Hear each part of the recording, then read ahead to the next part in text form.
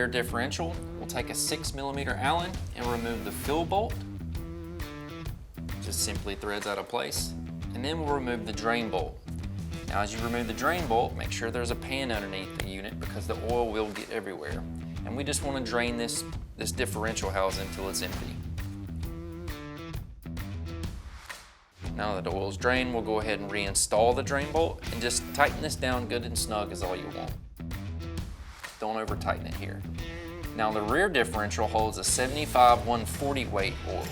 And to install it, you just basically use a hand pump of some sorts, or you can just attach a hose to the nipple on the bottle and just squeeze it out by hand. You want to fill this until oil begins to seep out of the fill hole, just like that. And we'll reinstall our fill bolt, and that differential's done. Now let's move on to the front. The front's pretty much done the exact same as the rear, so we'll grab our 6mm again and remove the fill bolt as well as the drain bolt.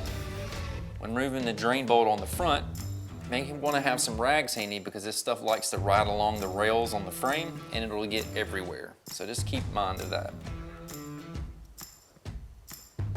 Now that the oil's drained, we'll go ahead and reinstall the drain bolt and just tighten this down good and snug is all. And when we fill it with oil, you need to take note that the front differential takes a different weight than the rear.